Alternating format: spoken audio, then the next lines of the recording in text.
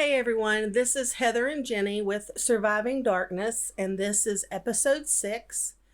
And I guess you'd say the topic this week is surviving and moving forward. So we're going to kind of talk about how things are for us now, and then the things that God has used us for in the last several years to help other people out. Yes.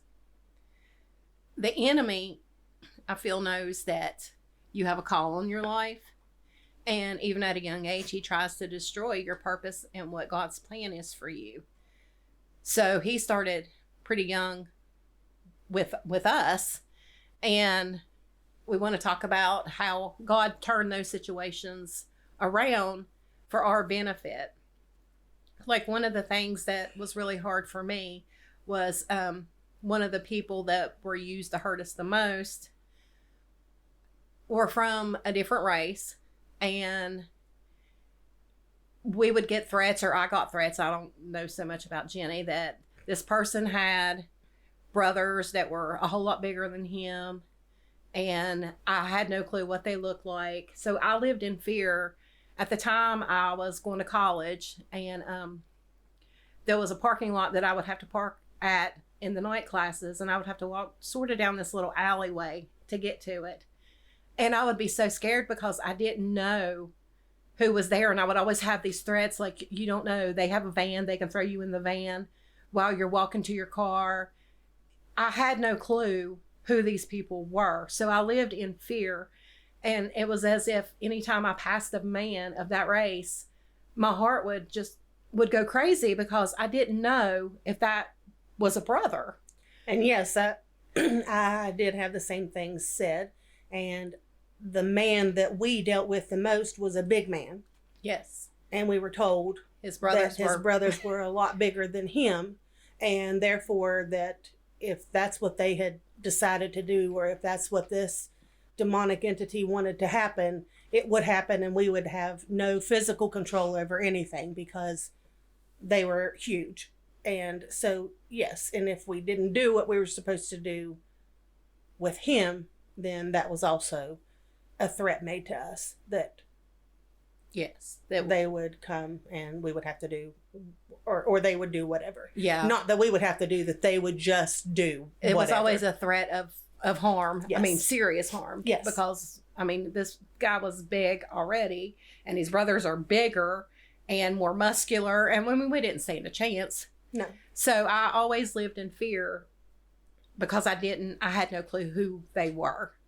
So later on in life, I went to a church, and it was multicultural. There's all kinds of different religions. There's different people. And through that, God has let me heal to where I'm no longer scared of any particular race. I know that I'm safe no matter what and who I'm around, that not everyone is out to hurt you, and it doesn't matter. So it was almost like these things were placed in you at a young age. And I think that the enemy knew where I would wind up, and he knew the strength that I would get from the ministry that I was going to belong to. So he tries to stop those things before you can get there. So I have been blessed with the ministry that I'm in. I have grown so much. I've learned so much on how to battle these things. And through that ministry, I learned that Satan doesn't really have the power, that we have the power through Christ. So I was able to not only get over a fear of a certain race, but I was also able to grow in my spiritual relationship with God. Mm-hmm. Yeah. And I was just thinking,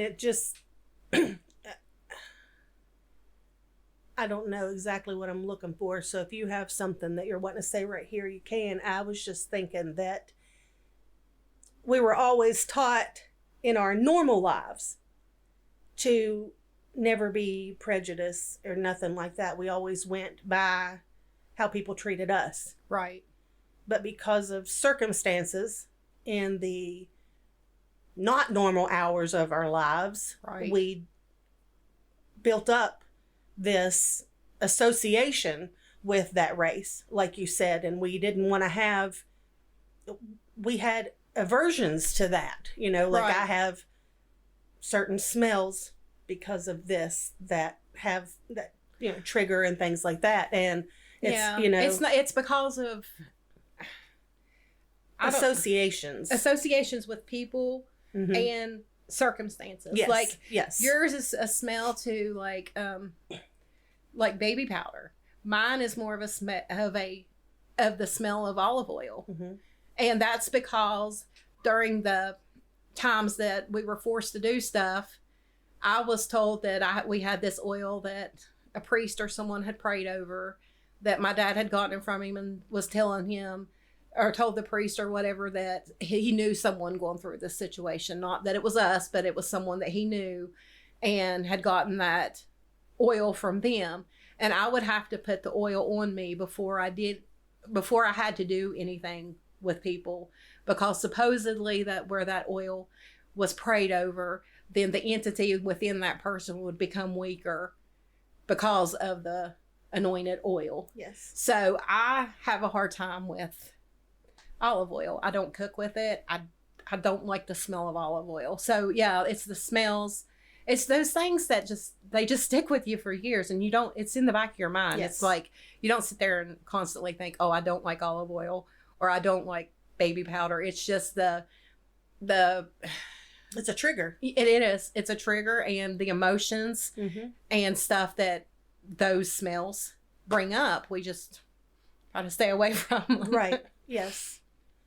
And that's, I guess that's kind of what I was meaning, was we associated smells. I mean, and we were always nice to everybody, regardless of color, pink, purple. It didn't matter didn't matter to us. If you were good to us, then we were good to you.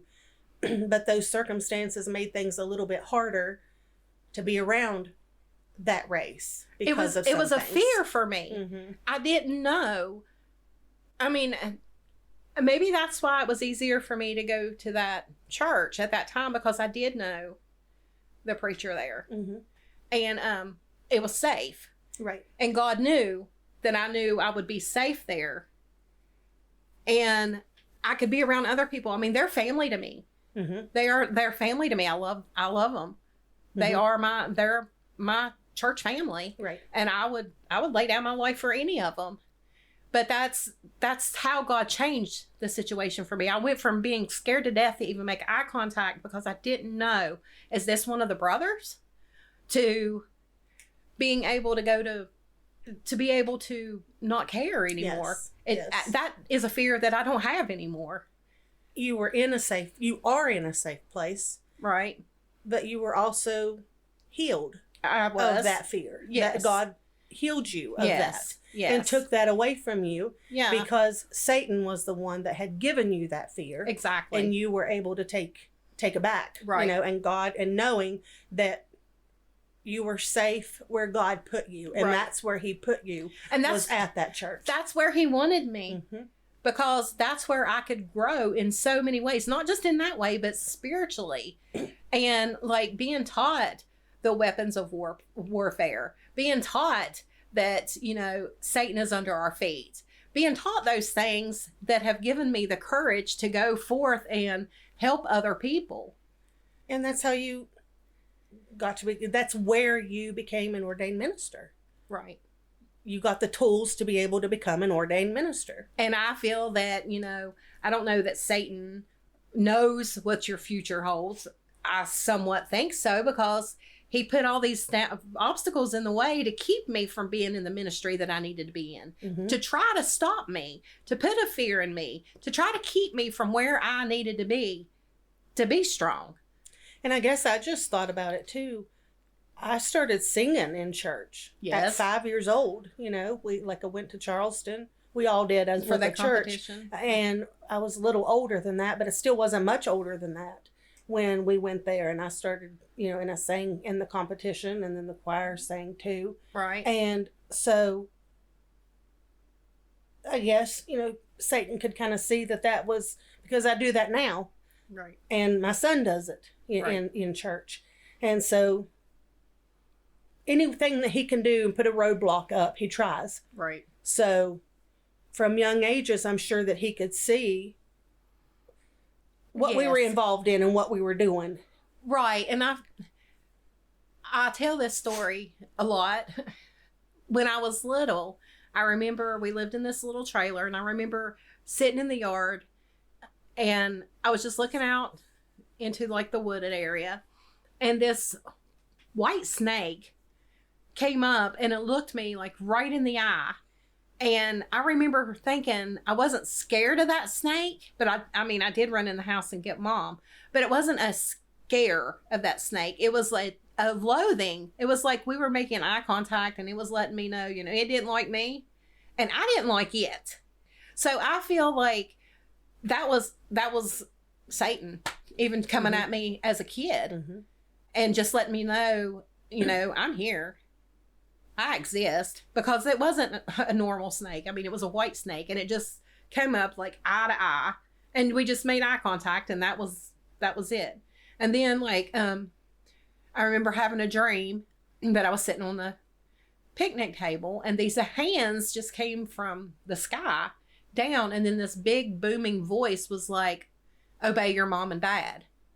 And I felt, you know, that was the voice of God. And it was like he was talking to me personally, like on a 1-to-1 here. Right. And I think that I knew even as a kid that I had that relationship with God, and that somehow I was going to be used. I mean, I would preach little funerals for dead birds that we would try to take care of, and that wouldn't make it. So I would go out there and I'd have my Bible, and I don't even know what I was reading, but I was reading something that bird was going to have a funeral. So the enemy knows those things. He knows what is on you. He knows that the anointing is on you for whatever reason or purpose that God has for you. He sees that, and he tries to destroy it young. So that's what I tell people. I was like, if the enemy is coming at you hard, you can guarantee you have a very big call on your life, and you've got a big purpose, or the enemy wouldn't be trying to destroy it and destroy you. And there's a big blessing coming after that. Yes. So, yes, absolutely. Yes. So where we are now,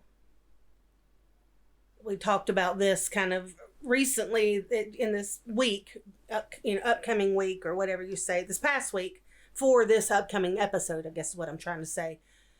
Kind of just talking about the things, how things are now, or how they've been for the past several years. So once I moved out, which was 19, I never had any issues anywhere, nowhere else, besides mentally, Right. like traumatic, post-traumatic, but I didn't have, nothing followed me. I never had any issues with that. I didn't have those issues. Right. Yes. Yes. Those stopped for me, I guess, when I was 24, 25, somewhere in that age category. And I don't even know what made it stop. It was like a gradual fade. It just didn't do as much. And then I don't know if it got to the point that I just didn't care. So just really wasn't getting any satisfaction from it, because I didn't care anymore. Yeah. Whatever. Just whatever. And then the oil may have helped. I don't know if it did weaken it that much. I don't know what changed at that point. But it has gone with me pretty much everywhere I've gone.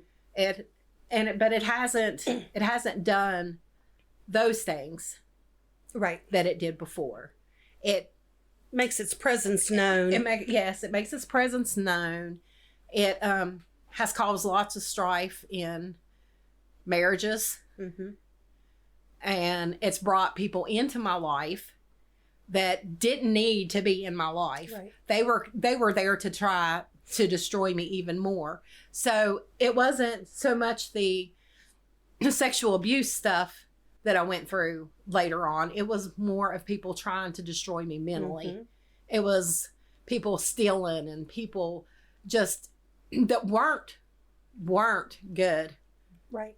for my purpose and my plan and all that God had for my life. They were there to try to keep me from being the person that God had made me into, or was making me into. Right. They were definitely roadblocks. But when you go through something like a divorce that you didn't want, but inevitably you kind of seen it, saw it happening, but it doesn't mean you still wanted it to happen. Right. And it still breaks you down. It does. I feel like at that point in my life, I sort of lost who I was. I was a wife and a mother for 13 years. And I was still a mother, but I didn't know where I'd go from there. I was then a single mother of a teenager and almost teenager. So it was difficult. Sees you kind of not having a sure path, right, or not, or being kind of withdrawn from things too. And he sees that and knows that that is a good way to move in with other people and other things that you would normally have the strength to block out and be, never allow in your life. There were a couple of times in my life that even after I was like really into ministry, that I sort of lost myself, and it was devastating circumstances for me that sort of caused it. And I was just like, I don't know, I sort of felt like I had been controlled for so many years. I wanted to be in control. But the thing was, is after looking back on, I wasn't in control at all. Right. I was not in control. I was still being controlled. I was still being manipulated. The enemy was still coming at me. But I was too naive and too prideful to see that, I make the decision for myself. I decide what I want to do. I decide this and I decide that. I wasn't making good decisions. So I was really like doing exactly what the enemy wanted me to do. I was self-sabotaging. I was destroying me. I was destroying the anointing on me. I was destroying everything that God had planned for me. In a broken state, I was destroying everything. And then, there's like a couple of times that's happened, and then I just woke up. It's almost like I just woke up and I'm like, who are you? Yeah. And that's what I felt like. I felt like I was a totally different person. I wasn't making excuses or saying, it was a mistake. It was poor choices. It was just poor choices. It wasn't, I knew that what I was doing was wrong, but I couldn't give up on God. Right. I could not. And I would be like, God, why do you still talk to me? Why do you still want me? Why do you still pull and tug on me? And I felt that he was always saying, because this person that you are right now is not you. He knew the true me. He knew everything about me. He knew the pain that I felt. And he knew everything. And he was showing me his mercy and his grace and his love, even when I didn't love myself. Because no one could love themselves and self-sabotage the way I was self-sabotaging. And I'm thankful for that. I'm glad that he stayed right there. I'm glad of conviction every time I did something wrong. I'm glad. Yes. I'm glad I cried myself to sleep, because I was like, who are you and what are you doing? I thank God for that. I thank God that he stayed right there and was like, nah, this ain't you. This ain't you. This is not who I called you to be. Nope. I'm not letting go. I'm not giving up. This ain't you. And now I feel... hear that so many times, like, people will say, well, God turned his back on me, because, and let all this stuff happen. No, yeah, he does allow things to happen so we can learn. But at the same time, he doesn't turn his back on us. We turn ours on him, and then things happen, and then that gives people the well, God made this happen, or God caused this to happen. There was a whole change in my personality after I went through those things, though. Right. Because I don't want to say that I was holier than thou, but I guess maybe I sort of was. I felt like I had to be perfect. When I was before those things happened, and when I was in church, I felt like I had to be perfect. I had to live right there at the cross. I had to not make any mistakes. I mean, I expected perfection from me. Mm-hmm. And I expected that from other people too. And I was so hard on myself, and I was so hard on others, and I felt like I was judgmental, and I wasn't the Christian that I think I should have been at that point. So I think going through those things has taught me to be more compassionate for others, to say, you know what, they're hurting. Just because they're doing that stuff does not mean that they are bad people. They're hurting people. Right. Yes. And that has helped me to want to help other people, to be there, to be that ear, and to let them know that, you know, destroying yourself is not the answer. It's just not.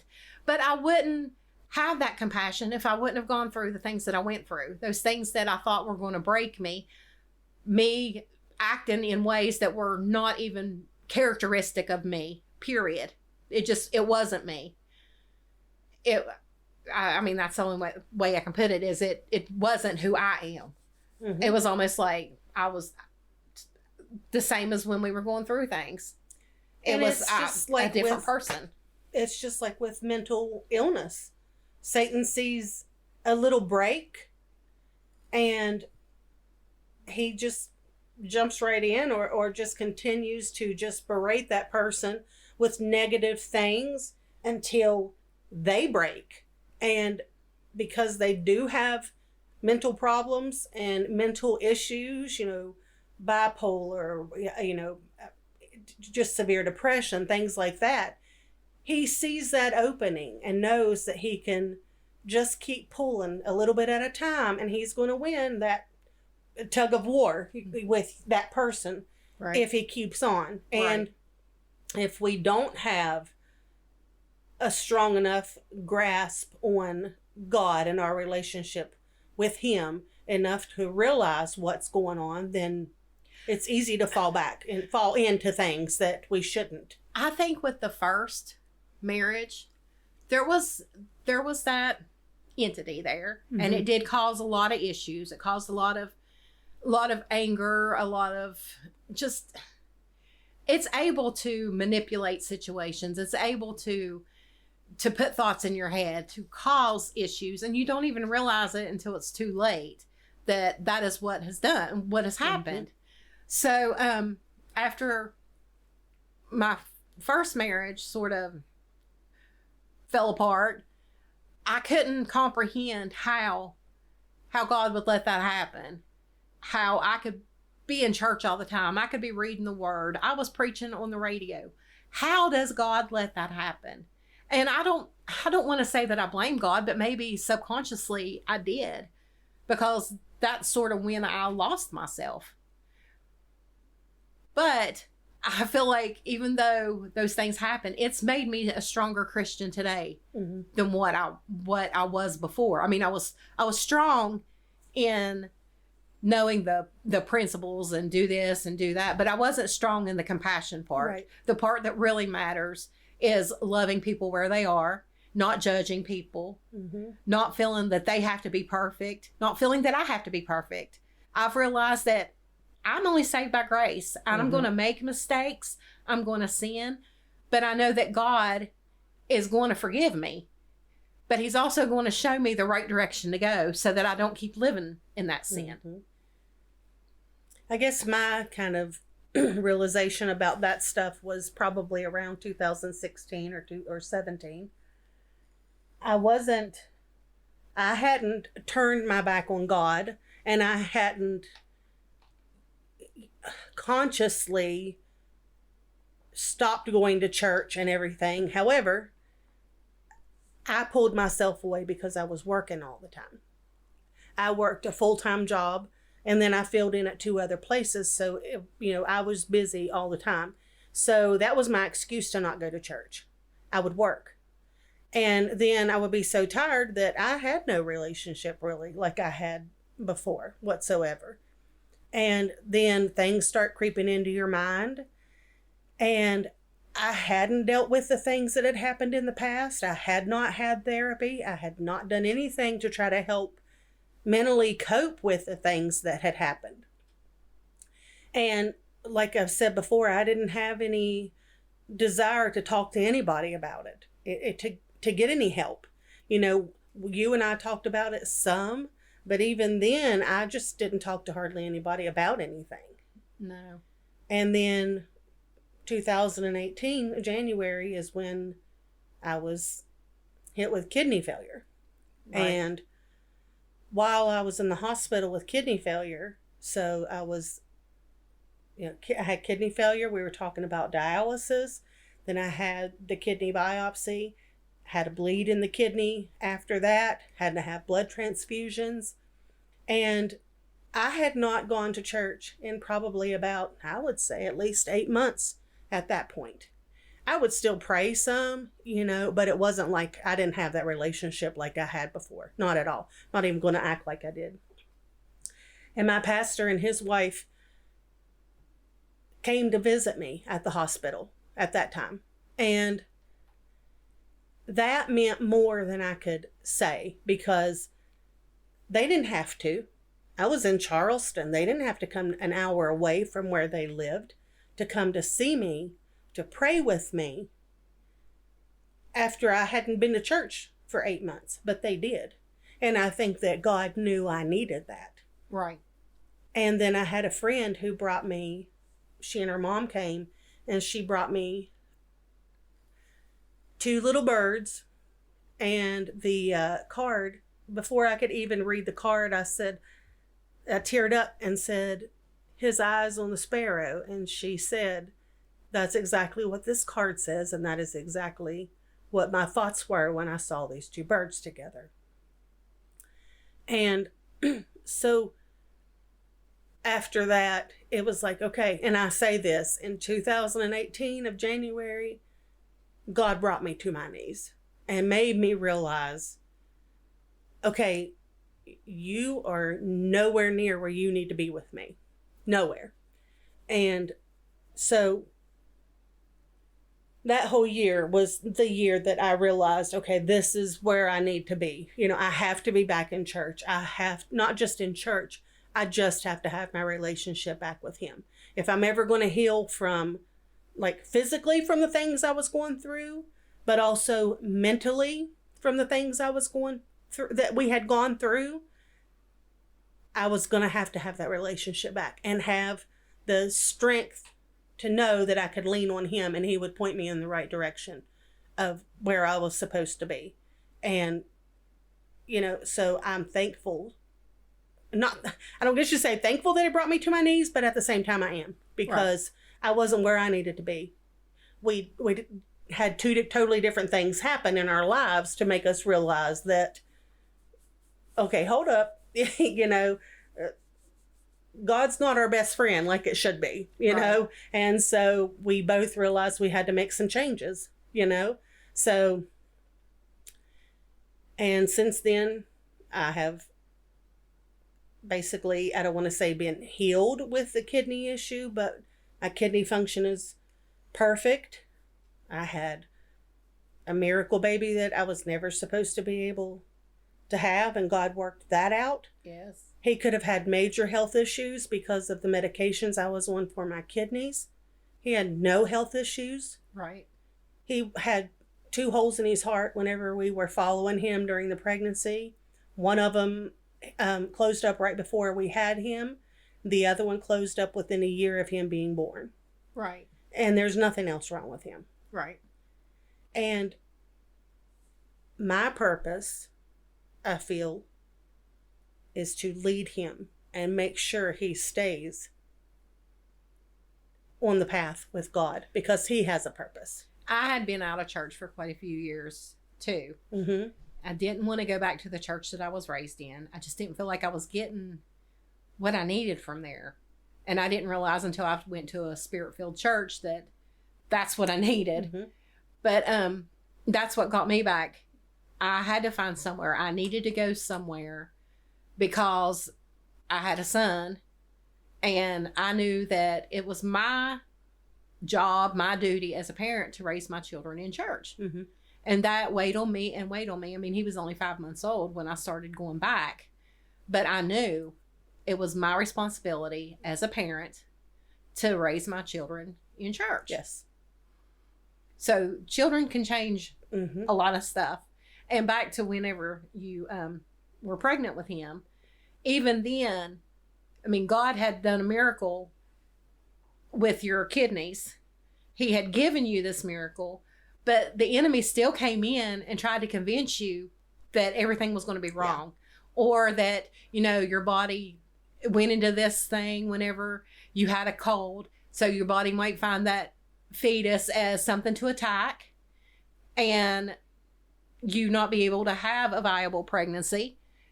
And the whole first trimester of everything, I could not, I was excited, but not nearly as excited as I should have been. I was You terrified. were scared. You were scared. And I kept telling you, God is not going to give you a miracle to take that miracle away from you. Yeah. You were a miracle that was carrying a miracle. And I just, there was no. I wasn't even going to entertain the thought that anything was going to happen to him. Mm-hmm. I would not entertain it. I was like, no, Satan, you are a liar. God gave her this miracle and he's going to be just fine. Mm-hmm. Yeah. I remember you saying, you know, everything's going to be good. And when you have your doctor who is from another nationality, and I don't know what he believed. He may have been Christian. I don't know. We've never had that conversation. But he looked at me and said, you know, halfway through the pregnancy, I don't know what has lined your life up, but something has everything lined up right now, because you should not be where you are. And he had already said, you know, you can never get pregnant on this medication, because if you do, it can cause major issues with the baby. And I was like, it's never going to happen. Never gotten pregnant, been told I'm not going to have them. And, you know, so whenever we found out, I just bawled and cried. And even, like I said, a doctor that he may have been, I mean, he was Middle Eastern. I don't know if he, like I said, if he was, if he believed in Christianity or if he believed in something else, but that's what he said. And I even told him, he said, I don't know what it is that's lined this up, but something has lined your life up. And I said, you don't have to know what it is. I know what it is. See, that's the thing. The enemy came in and tried to destroy you. Mm-hmm. He tried to destroy the anointing on you. And if it was not, we've said this a lot, but it just thinking about everything that we had gone through, the horrific things that we had gone through, our lives could have turned out so much differently. Right. We could have blamed God for absolutely everything that happened and never wanted to have anything at all to do with him, and gone down a completely darker road than that. Right. But thank God we did not. Right. And that we saw and we were able to know his capabilities. Right. Of I won't overcoming say the that evil. my faith wasn't shaken during Mm-hmm. that time, Oh yeah. because there were times that I would be in bed and I would be like, God, you're the one with all the power. Why can't you, or why won't you just stop this now? Make it leave us alone forever. Oh yeah. Just stop it now. And getting mad because it wasn't stopped. Right. But when the time came and I'm having the life choked out of me, literally, and it's in my face, where's your God now? I still couldn't say he wasn't there. Mm-hmm. I mean, there were times that I would question. I was like, God, why aren't you stopping this? I mean, I've said I'm sorry. I'm so sorry that I messed with something I shouldn't have messed with.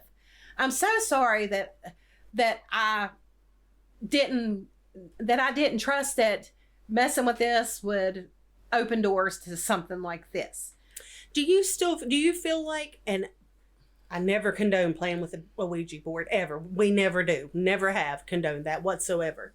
Do you feel like that gave it the power enough to start doing more things, or do you think that it still would have been able to do what it did? I think that it gave it more power.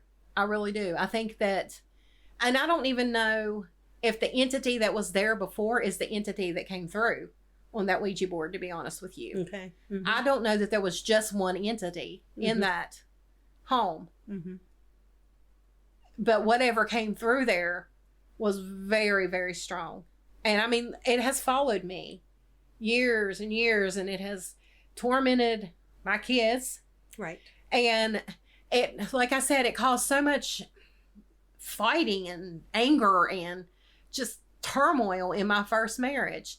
And then it would do stuff to scare the kids, and it would do those things. But my first husband just did not want to believe that there was anything there. So it was almost like he was saying, you're crazy, you're crazy, you're crazy, you're crazy. So it wasn't until I was moving out of that house, and I was already married to someone else. But I had been there earlier that day with my son and one of his friends, and we were trying to clean some stuff out. And I just was overcome with this anger and just evil. I mean, I felt it, and I felt myself, my personality, and just everything changing, the whole atmosphere in there changing, to the point that the boys were just being boys. They were being teenage boys, and it was making me angry. I was like, we're here to do this. Let's get it done. But the anger that I felt... And you always had a house full of teenage boys. Right. But the anger that I felt... On a regular basis. So this wasn't something that was out of the ordinary and that you weren't used to, and it never normally bothered you. No, it didn't. But I felt this rage. Mm-hmm. And I was like... I mean, there was like a board sitting there, and the thought went through my head, just grab that board and just lay them out. And I was like, whoa. When that thought came to my mind, I was like, no. I said, boys, let's get out of here now. I left stuff in that house. Yeah. I left memories in that house. I left so much in that house because I was not going back in there. Mm-hmm. There was no way I was going to let anything put thoughts in my head of hurting one of my kids. Right. It just wasn't going to happen. But anyway, I had gone to my mom's, and we had a cousin living there, and she had wanted a teapot off of the stove. So I was like, well, I'll go unlock the door for you, but I'm not going in. Well, my ex-husband lived with his mother down the street, and he was there, and he gets up on the porch and was getting ready to open the door because I think he had the key. And he just stopped, and he looked at me. He was like, do you hear that? I was like, what? He said, there is someone in that house tearing that house to pieces. And I was like, well, there's really not enough stuff in there for it to be for anything to be torn to pieces. I mean, I had already moved most of the furniture out. It was just little things down in the basement that I wanted to get. And he was like, no, there's something in there, and it is tearing everything up in that house. And he looked at me, he was like, Heather, there really has been something, hasn't there? All these years, there really has been something that's followed you and that's caused a lot of issues. So it was after we were divorced, probably 4 years, maybe 3, when he finally realized that there was something in that house. And you weren't the only one saying it. You had your kids that were saying it too. It would not let him believe that. No, it would not. No. It would not let him believe that. And I would be praying in the spirit, and I would be like putting oil on the kids. I mean, it would be attacking. I mean, like making them deathly sick. I thought that my oldest son was just like trying to be oppressed by, and he was just being just not himself. And I'm praying over him, and he starts puking, and I'm like, something is not right here. So I went to the church and got some oil, and I started praying over him, and he's thinking I'm crazy. He was like, there's nothing wrong with him. You're just being crazy. He thought I was being over dramatic and everything else. But then when we went there, and there was quite a few of us, and we began praying over the house, and you could feel it moving from room to room. I mean, it was literally trying to run away from our prayers. And then my cousin was like, just stop right there, Heather. And she started praying around me because it was coming at me. It was about to attack me. And then we got pictures of like this big, looked like a crow or something on the window. Mm-hmm. And it had a real big, wide wingspan. And it was that day that my ex-husband finally realized that all those years I wasn't making stuff up. Right. Mm-hmm. I wasn't just being dramatic. That there really was something there, and it really was causing issues. And your kid's imagination just wasn't, overactive or whatever, too. Right. So, yeah. So it kept us apart. It kept us fighting. Mm-hmm. It kept us not fighting together, and it destroyed our marriage. Mm-hmm. Now we've been divorced since 2014, but we're friends. Mm-hmm. We're friends now. I mean, it's just another thing that God fixed. I mean, we're not married and we're not together. We're not going to be together, but there's not all that animosity, that anger. We can even be in the same room. I mean, him and his girlfriend even come over and hang out sometimes. And so that healing is there. That healing is definitely there. Mm-hmm. So, yeah. God. He turns all those situations around. And with what we've gone through and the weapons that we have learned to use, you have more knowledge about some of the things than I do. But together we have been able to help other people too. We've gone into homes Mm-hmm. that had activity going on, and we don't do the whole paranormal investigation stuff. We just don't. No. I can feel when there's spirits that are malicious in a home. I just around. have a feeling. Right.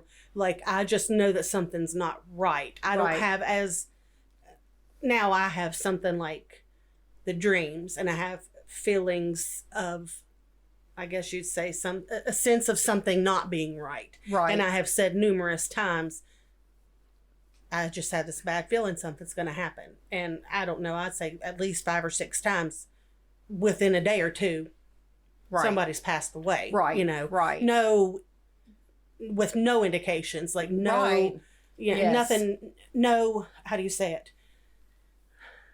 They hadn't been sick all along. Yeah, there was no reason for me to know that there was something going to happen to them. Right. Yes. So together, God uses us kind of in 2 different ways, but we come together to help people. Yes. And so we were together with a good friend who... And something that I have found out or figured out along the way too, that some people feed off of, like someone wanted me to come pray with them because they were possessed. Mm-hmm. And I don't doubt that she was, because some of the things that she was doing, some of the ways her body was contorting when I was praying, I don't doubt for a second. But then God was like, just stop. She doesn't want to be released of this. Mm-hmm. Yeah.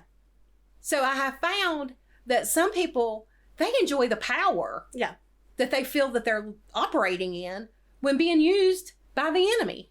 Mm-hmm. And sometimes I have questioned whether that was the circumstances that we grew up with. Yeah. Enjoying the power that was afforded by being used by that demonic presence. That makes a lot of sense. It really does. And someone can't be freed of that if they don't want freed of it. If they don't want, exactly. I can pray and I can pray and I can pray. But if they don't want that freedom, it's not going to happen, because they're still holding on to it. They have to let go. It has to be a choice for them. They have to let go of that. Yes. Yeah. And you're right. I never thought about that, but I wouldn't doubt for 1 minute that that's... People are on power trips, and it doesn't matter where the power comes from. No. I think I want to be in the power of Jesus, because that breaks every chain. Right. Yes. That trumps evil any day. And I'm scared to let Satan have that power over me. I would be terrified to for him to have that power over my mind and my body. To where I don't know what's going on. Absolutely not. No way in this world would I ever do that.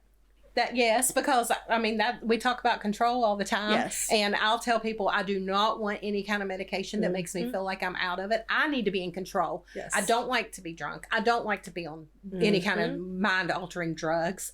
Anything that makes me feel like I'm out of control. Yeah. I personally don't understand. I know a lot of people do that stuff because of the pain. They don't want to feel pain. But I want to be in control. I want to know who's around me. I want to know what's going on around me.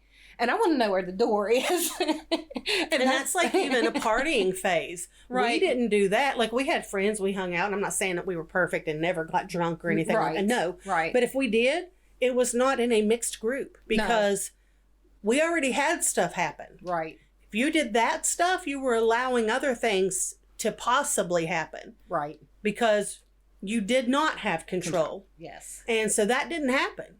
We did not do that, you know, partly because of the circumstances that we were in, and we would have gotten, it just would have been horrible if we would have ever done anything like that. Right. But mainly because we chose not to, because there was so much control over us anyways in normal, every day at our house that, you know, we didn't want to have to be, or we weren't going to allow ourselves to be somewhere else and have anything happen. Right. That we would have let happen. Exactly.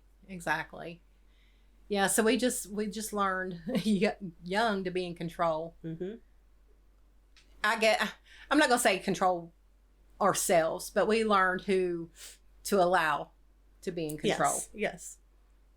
Because Lord knows when I was in control of myself or thought I was out of control. The only way that I can feel like I'm halfway sane and on a good foundation is just the relationship with God. If I don't have that relationship with God, I'm going to be out there. I mean, I'm just going to be honest. I'm just going to be out there. But yeah, we've been able to go help people. We've prayed with people. I've gone to people's houses and baptized them when they weren't able to, when they were in their last days and weren't able to go to church. We've helped people. We've chased stuff out of their home. And then we had the one circumstance when our brother passed away that we were all like in a living room, or in the living room of my mom and dad's house, and we were praying, and I was praying in the spirit. Because things had come out during that time. Yes. And because there are people in our family who do not have God as the center of their lives like it should be, that caused a lot of problems during that time when our brother passed away, that we felt like we, as a family, the four of us, needed to come together and just pray together. Right. And that's how it started. Because there was a lot of outside sources. Anytime there's a death, there's It's just awful. Craziness. But as I'm praying in the spirit, my dad starts talking. I'm not going to say he was even praying. Sorry. But it was a mocking of me praying in the spirit. Again, in that strange voice. Right. So I went nose to nose, literally, with it, and told it had no place in that house. It had no place in our family. And to get out in the name of Jesus, he was not welcome. It was not welcome. It just wasn't going to happen anymore. We were done.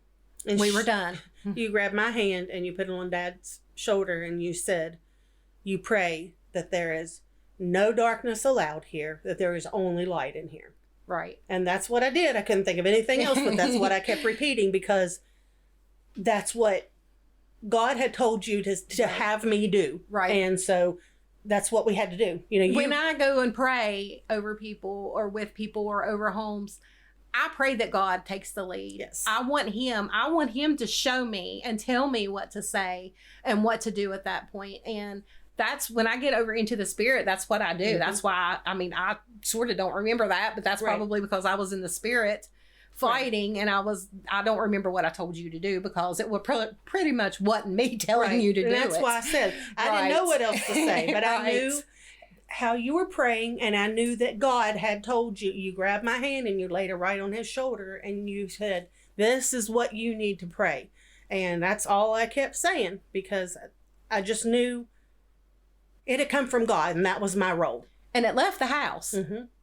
I can't say it left the property. No. Because we still feel it between the house and the garage. But it left the house. Mm-hmm. That's the thing. I mean, it'll leave places, but then it shows back up.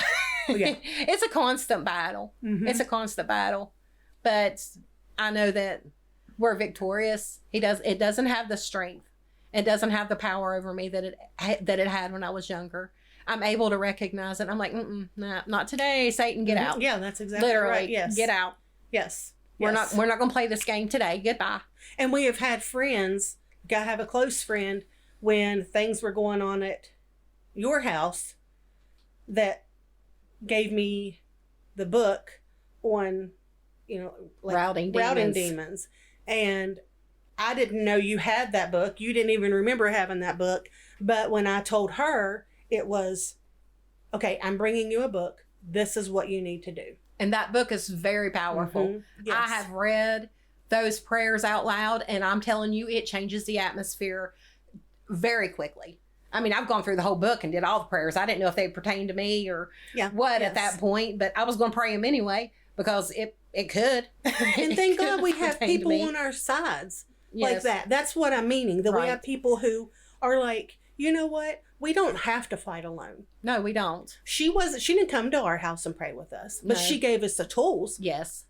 Because God told her, hey, I want you to give this to them. Right. So I wanted to say too that this week we've had several people like reach out to us.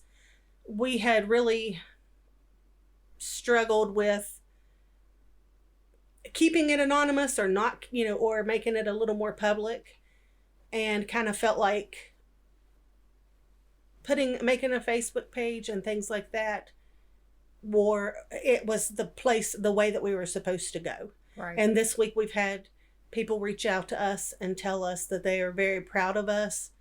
All along we've had people say that, but this week, I guess because it's been known and open to more people, reach out to us and say that they're very, very, very, very proud of us, that they're sorry we went through the stuff, but they're very proud of us for talking about this, and they do hope that it helps others. And that's what we've said, even back with our messages to them, is that is our purpose with this.